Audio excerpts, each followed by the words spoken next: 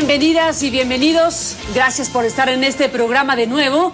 Bueno, pues en México, en estas horas, dos de los hombres más ricos del mundo están anunciando un proyecto para desarrollar tecnología, para desarrollar ciencia, para enfrentar los retos del hambre en el mundo. Y bueno, pues estamos hablando de Carlos Slim, el mexicano, y de Bill Gates, de los Estados Unidos. Uno de los dos acude a este estudio para conversar precisamente de lo que se está anunciando. Es Bill Gates, este empresario y filántropo, cofundador de la empresa Microsoft, un hombre, bueno, conocido mundialmente, que junto con su esposa Melinda, pues tiene la fundación filantrópica más importante del mundo, y le agradezco que esté aquí para conversar en este programa. Bienvenido. Good to be here. Un placer estar aquí. Platíqueme de qué se trata este proyecto que anuncian conjuntamente en estas horas Carlos Slim y usted. ¿De qué se trata? Bueno, CIMMYT está basado aquí en México y ha sido responsable de algunos avances increíbles en lo que es la productividad de maíz y trigo. De modo que se trata de una institución increíblemente importante, y las donaciones o las subvenciones anunciadas como parte de esta visita permitirán que esta institución, CIMMYT, haga cosas todavía mejores. Hay un nuevo laboratorio que está bajo construcción en este momento, con el auspicio de la Fundación Slim, proyectos en África, también con fuentes de la Fundación Gates. Estamos celebrando luego entonces a esta gran institución en México y hablando de su dirección a futuro. ¿Qué diagnóstico tienen? ¿Qué tipo de problemática existe para que decidan anunciar lo que están anunciando? Bueno, el mundo necesita producir más alimento, la población se está incrementando y hay personas, o a medida, que la persona aumenta su riqueza, come más porque consume más carne, por ejemplo. Como no queremos precisamente utilizar la tierra que no está apropiada para la agricultura, tenemos que incrementar la productividad y necesitamos contar con prácticas ambientales sustentables, de modo que manejar este tipo de semillas y de estrategias nos permitirán alimentar a los más pobres del mundo, 70% de los cuales son agricultores con pequeñas parcelas y que dependen de este tipo de cosechas. Necesitamos ciencia, necesitamos innovación, de modo que CIMMYT es la principal institución que se ha asociado precisamente con todos los países del mundo para mejorar estas cosechas. ¿Están inspirados en lo que fue la llamada Revolución Verde de los años 70? ¿Ese es el impulso y la inspiración que tienen? Exactamente, CIMMYT fue creado precisamente para crear estas variedades de alta productividad. CIMMYT estuvo como parte del centro de esta revolución. Había un grupo en Filipinas que trabajaba con trigo y maíz. Estos son las principales cosechas que le permitieron al mundo alimentarse sin esta hambre masiva. Ahora necesitamos pasar a un nuevo nivel precisamente de productividad, tanto para los pequeños agricultores, lo mismo que para que haya alimentos disponibles de tal forma que no estemos lastimando a los pobres urbanos. ¿Qué me dice del tema de los transgénicos? ¿Están apostando por este desarrollo de la ciencia a través de transgénicos? Sí, existen muchas maneras de mejorar las semillas y todas están utilizando la ciencia de la genética que te permite ver el ADN de la semilla para ver qué tipo de semilla es. La ciencia está mejorando estos procesos. Una de las herramientas se conoce como lo transgénico, en lo que puedes combinar genes para producir algo que te permita enfrentar el cambio climático o sequías. De modo que definitivamente esta es parte de la caja de herramientas. Los países ya deciden qué semillas de ellas quieren utilizar. Tenemos reglamentos, por ejemplo, aplicables a la medicina para asegurarse de que los beneficios y la seguridad estén ahí. Pero como técnica será muy importante porque parte de las características más avanzadas para incrementar la productividad ayudarán a los pobres a través de estas estrategias. ¿Qué tipo de colaboración tienen la Fundación Gates y la Fundación Slim? ¿Es solamente una colaboración financiera? ¿Qué tipo de cosas van a hacer ustedes? Bueno, las dos fundaciones están pensando acerca de los más pobres, están pensando en cómo pueden utilizar la tecnología, ya sea que se trate de vacunas o teléfonos celulares, para ayudar precisamente a aquellos que lo necesitan más.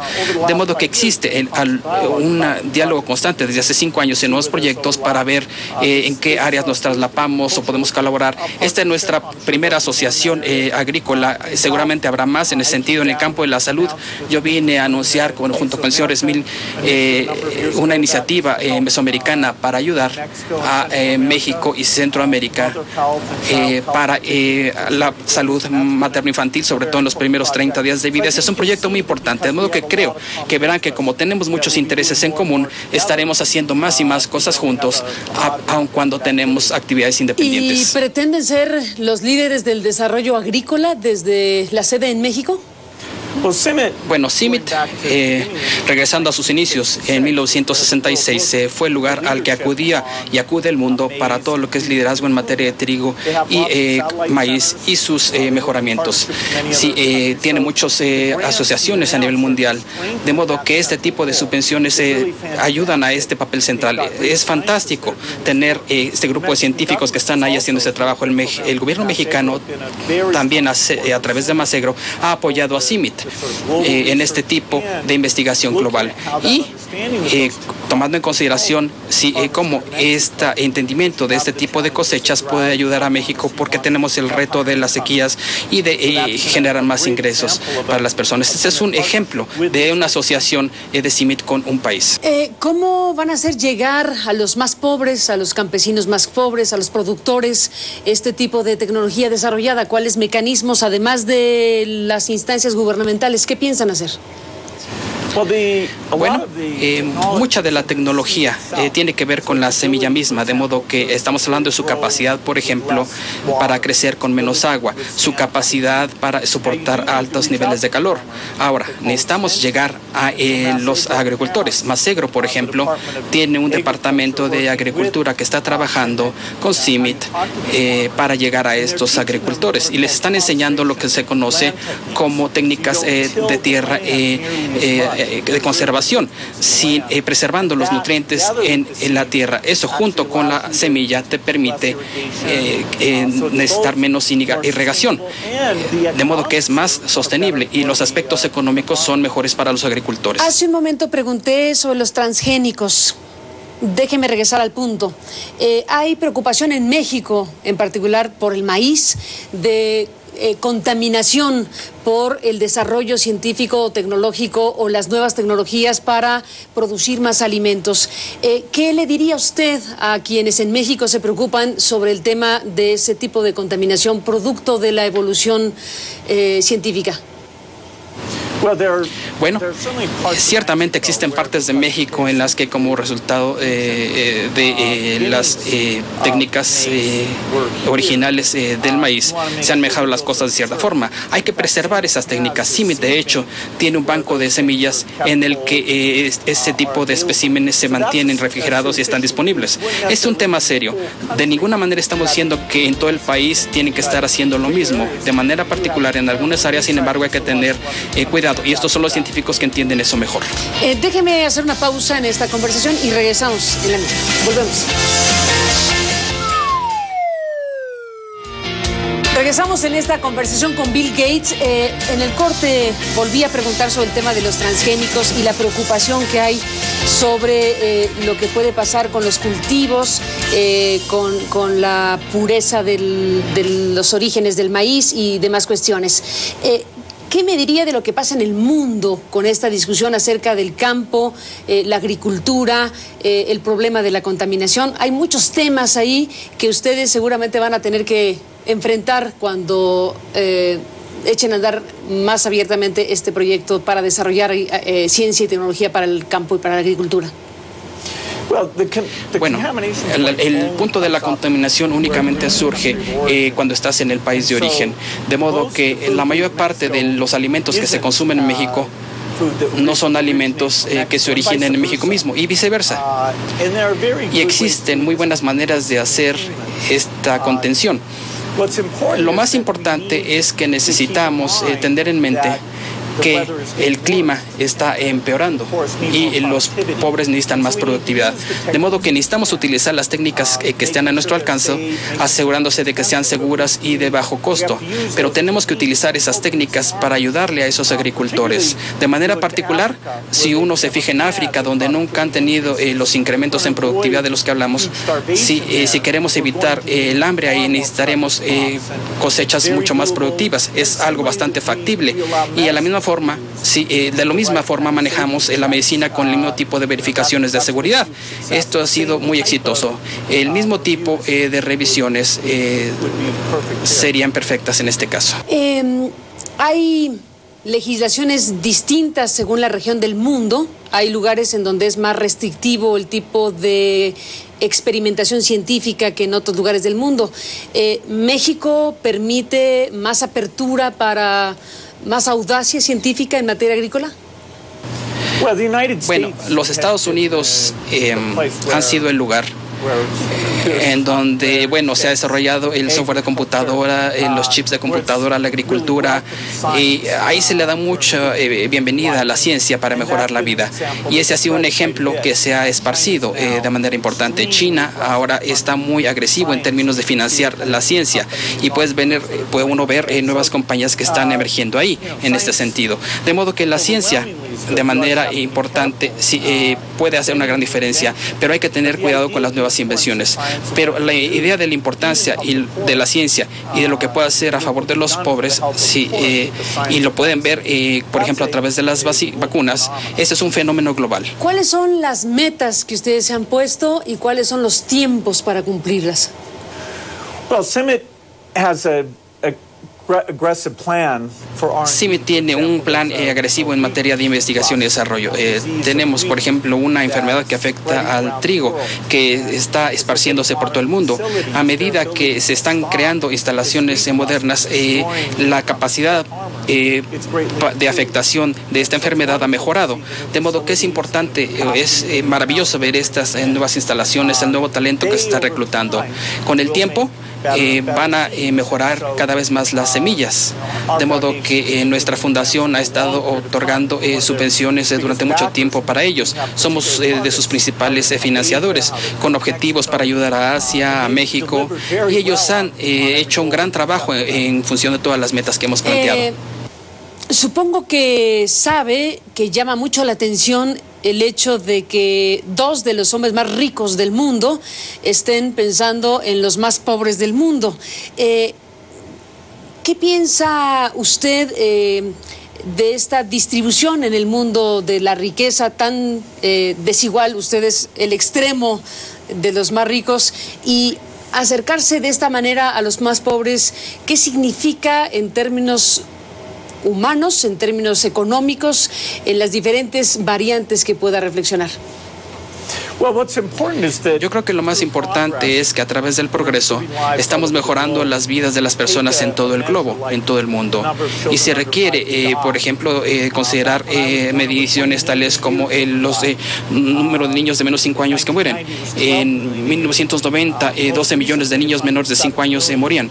El número se ha reducido a 7 millones. Si utilizamos la ciencia en los próximos 20 años, deberíamos reducir el número a menos de 3 millones.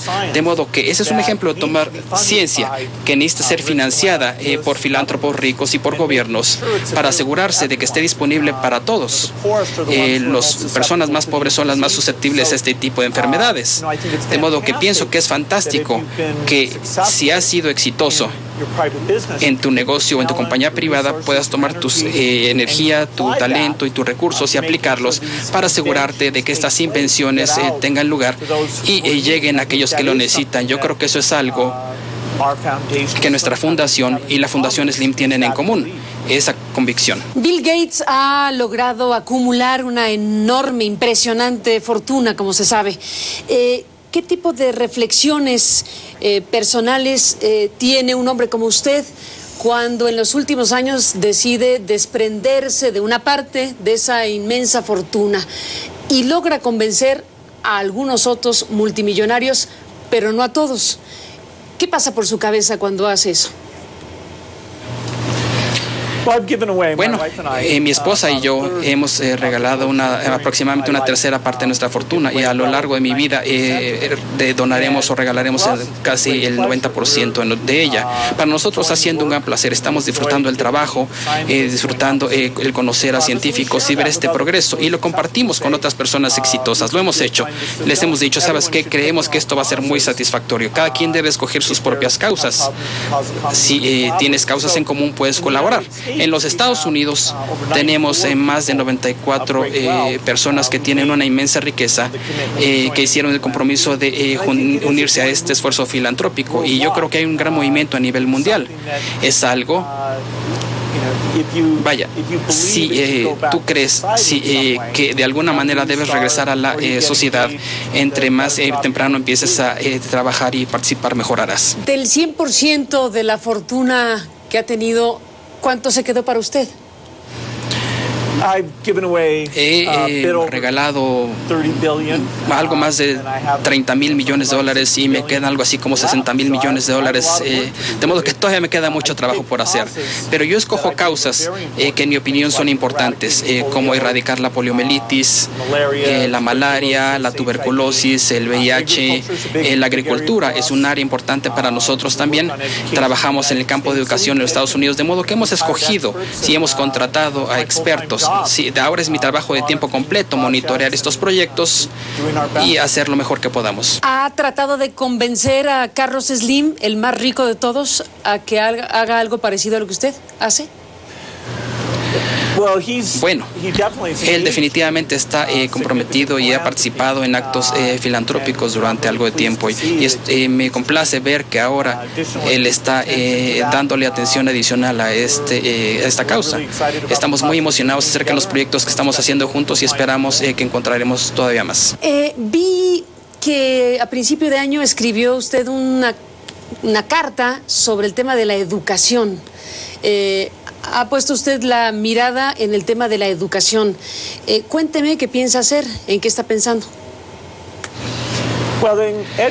Bueno, en el campo de la educación, las dos cosas más prometedoras son tener un buen sistema de personal docente con retroalimentación, con un sistema de clasificación y mejorar la docencia. En países asiáticos tienen mejores sistemas educativos que en los Estados Unidos. Eso hemos notado porque utilizan precisamente un sistema de gestión de la fuerza de trabajo para llevar a las personas a hacer lo mejor que puedan ser, escogiendo a los mejores, viendo cómo pueden imitarlos y creando recompensas para los mejores. También tenemos tecnología ahora que estamos utilizando en el campo de la educación, más sesiones en línea, solución de problemas, de modo que hay que combinar la tecnología utilizando mejores docentes para que el sistema educativo a nivel mundial sea tan bueno como el de Corea o el de Singapur.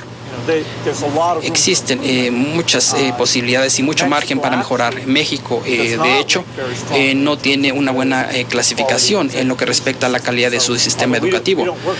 De modo que estamos trabajando en los Estados Unidos, no trabajamos en eso precisamente, pero sin embargo existe oportunidad de mejorar. Déjeme hacer una pausa en este programa y regreso en esta parte de la conversación. En la parte final me gustaría ampliar el tema de la educación y sus opiniones. Después de la pausa volvemos con él. Volvemos en esta conversación con Bill Gates. Bueno, pues gracias por la conversación. Estamos en la parte final. Me gustaría cerrar esta charla con el tema de la educación. ¿Piensa impulsar con acciones específicas algún tipo de modelo de educación, no solo en los Estados Unidos, sino en otras partes del continente? No,